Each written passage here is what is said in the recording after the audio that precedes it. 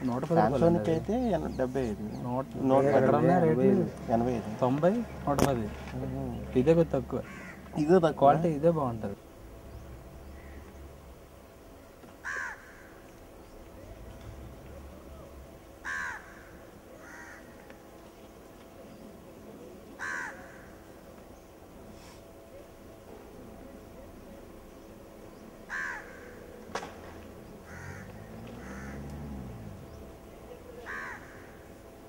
పిల్లలందరూ ఉన్నారని ఇది కాదని పైకి వెళ్ళిపోయారు.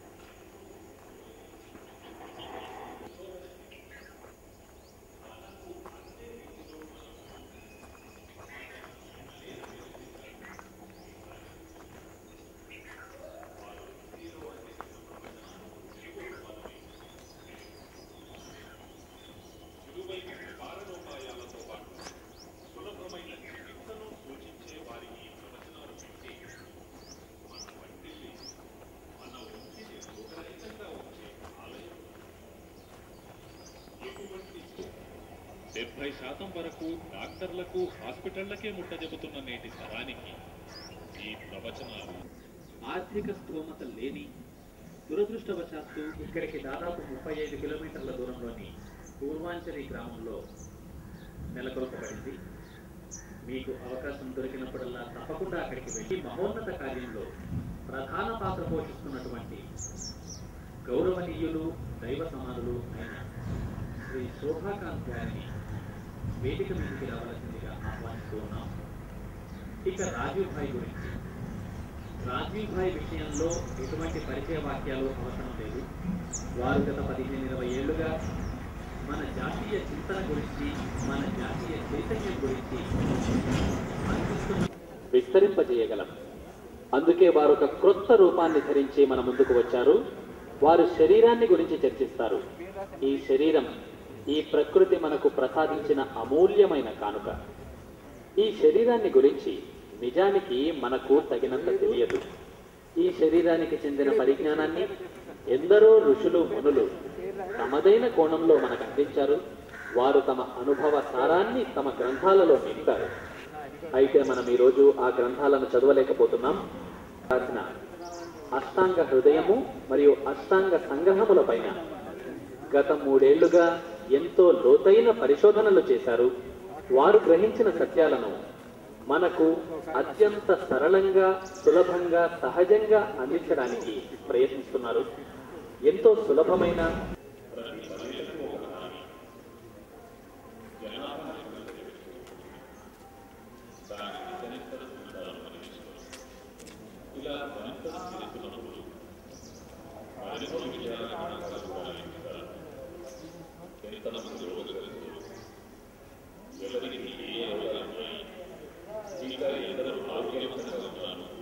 ఎంతమంది పరిపూర్ణ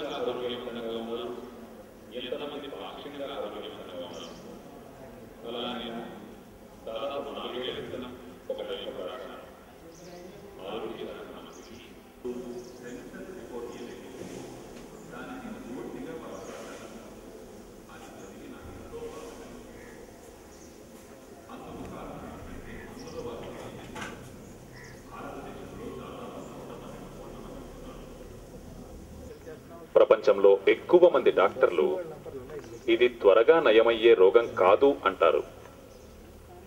ఈ వ్యాధి 5 కోట్ల మందికి ఉంది. ఇంకా ఆ రిపోర్ట్లో విశ్లేషకులు ఏమంటారంటే, ఇదే తెలియజేయబడిన మరో విశేషం ఏమిటంటే 12 నుంచి 13 కోట్ల మందికి లంగ్స్ ఇన్ఫెక్షన్ కి చెందిన రకరకాల రోగాలున్నాయి. ఉదాహరణకు ఉబ్బసం, ఆస్తమా, శ్వాస తీసుకోవడం కష్టంగా ఉన్న భాషలో. ఇవి ఎముకలకు మరియు కీళ్లకు సంబంధించిన వ్యాధులు. తరువాత అదే రిపోర్టులో చెప్పబడిన మరో మనం సర్వసాధారణంగా వాటిని పైత్య రోగాలు అంటూ ఉంటాం. గ్యాస్ ఏర్పడడం, acidity, ulcer, peptic ulcer, hyper acidity మొదలైనవి. ఇదంతా నేను చదువుతూ పోయాను. ఆ రిపోర్టులో ఎంతగానో వేదనకు గురి చేసే మరొక విషయం రాయబడి ఉంది. అదేమిటంటే 20 నుంచి 22 కోట్ల మందికి నేను లెక్కించి చూస్తే ఏ డాక్టర్ అయినా ఒకవేళ నిజాయితీగా ఉదయం నుంచి సాయంత్రం వరకు, ఉదయం 7 గంటల నుంచి సాయంత్రం 7 గంటల వరకు క్లినిక్లో పనిచేస్తే మహా అంటే 50 మంది రోగులను తాను చూడగలరు. ఇప్పుడు 23 లక్షల మంది డాక్టర్లు అంటే ఈ డాక్టర్ల సంఖ్యను రెట్టింపు చేయాలంటే మనకు 20 లక్షల కోట్ల రూపాయలు కావాలి. ప్రభుత్వం దగ్గర అంత ధనం లేదు. అందుకే ఈ వ్యవస్థ ఎలా ముందుకు వెళుతుందో తెలియదు. తరువాత నేను భారత ప్రభుత్వానికి గుర్తు చేశాను. భారత ప్రభుత్వము ఒక అంతర్జాతీయ ఒప్పందాన్ని కుదుర్చుకుంది.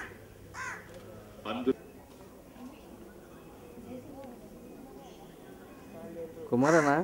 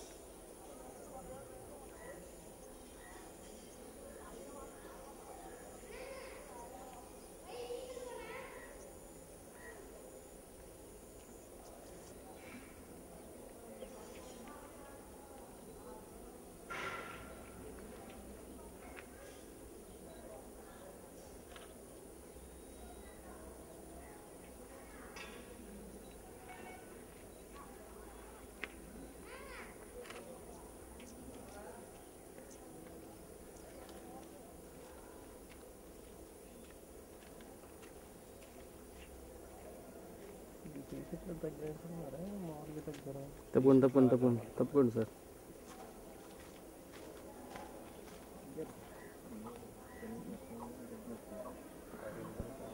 ఉందంట ఒక దగ్గర కొంటారా? ఇది లెన్స్ ఉంది, 800 ఫ్లాష్ ఉంది, ఒకటి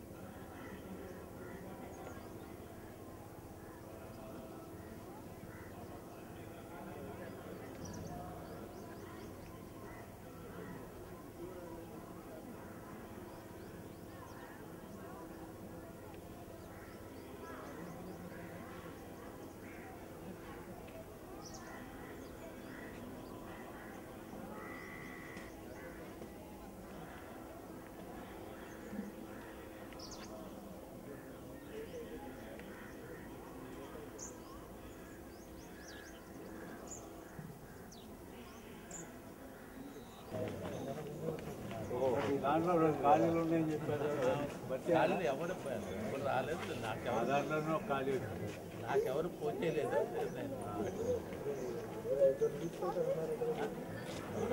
ఫోన్ చేస్తే ఫోన్ చేయమనంటే చెప్పారు. డాక్టర్ గారు చెప్పారు.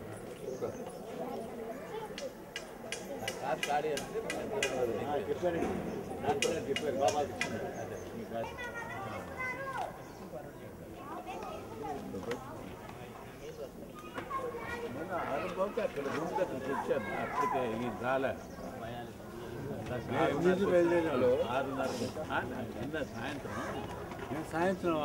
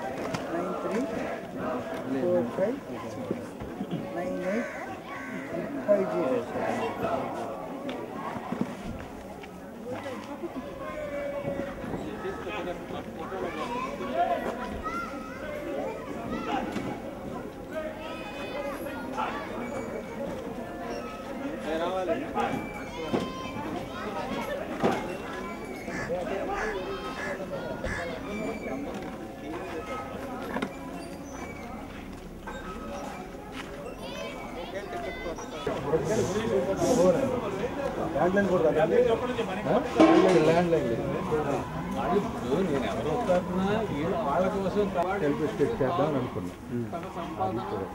డబ్బు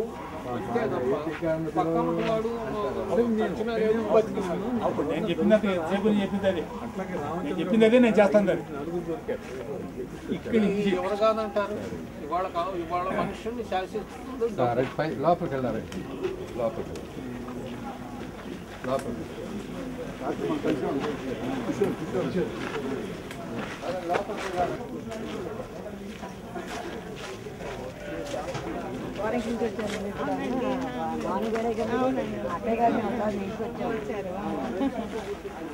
ఏంటి బయలుదేరొచ్చారు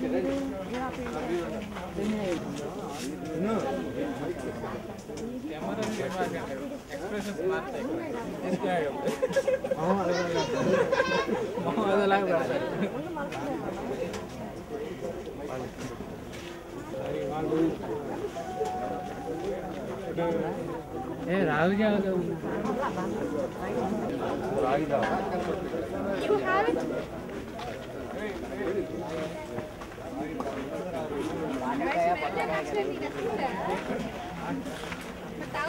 కొంచెం పోయించుకున్నాం అన్ని తాగమంటారా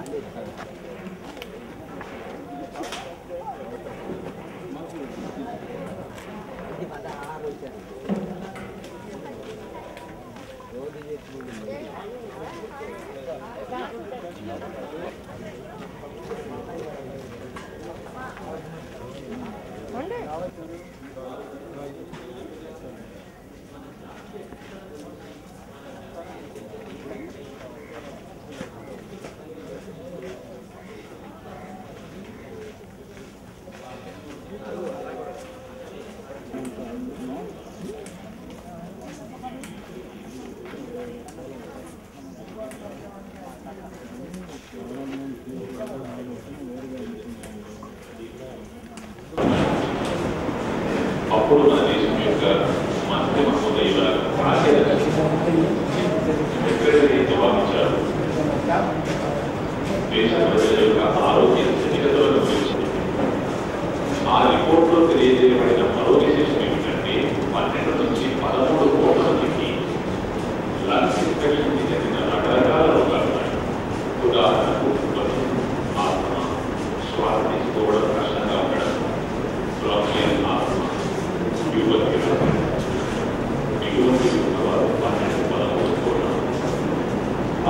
ఆ విశ్లేషకుల రిపోర్ట్